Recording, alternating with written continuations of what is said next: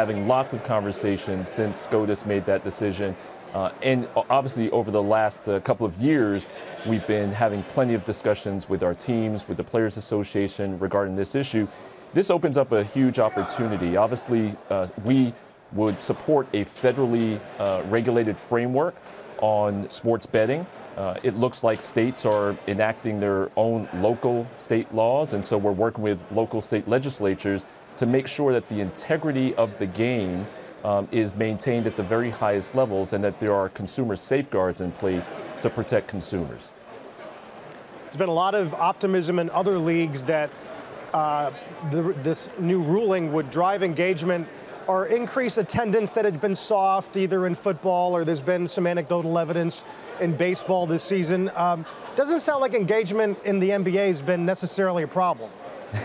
It hasn't, Carl. We've been fortunate. We set another all-time attendance record with 22 million people this year.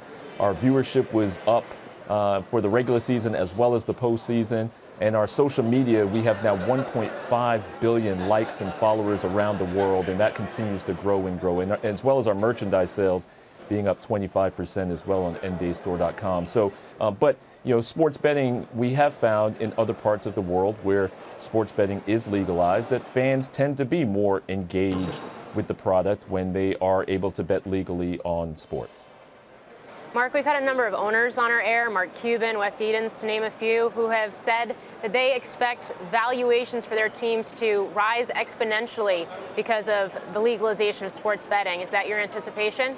Well, look, we certainly anticipate that valuations, and we've seen valuations grow for NBA franchises significantly over the last several years.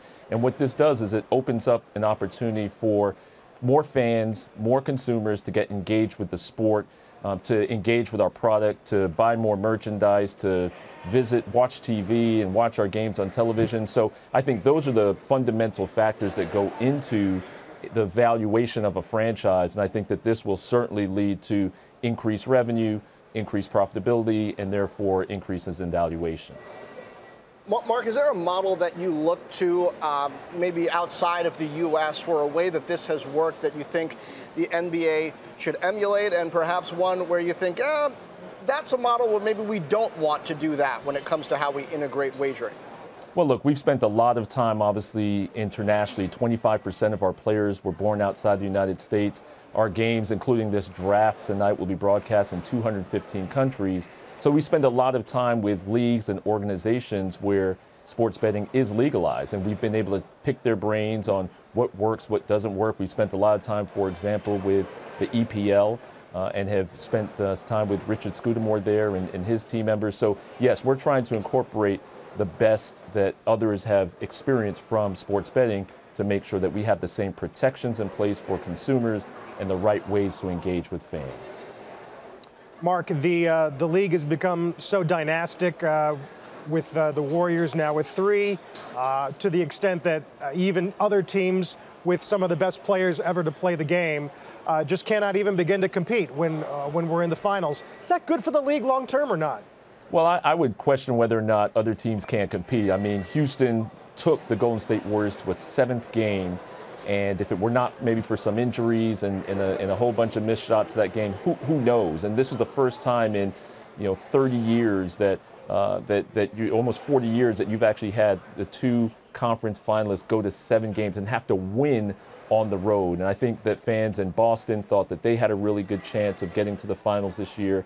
And I know that the Houston fans and the Houston organization thought that they had a chance to knock off Golden State. But what I would say is we have to celebrate greatness. What we're seeing today is LeBron James, 8 straight NBA finals. He's played with 58 different players over that time.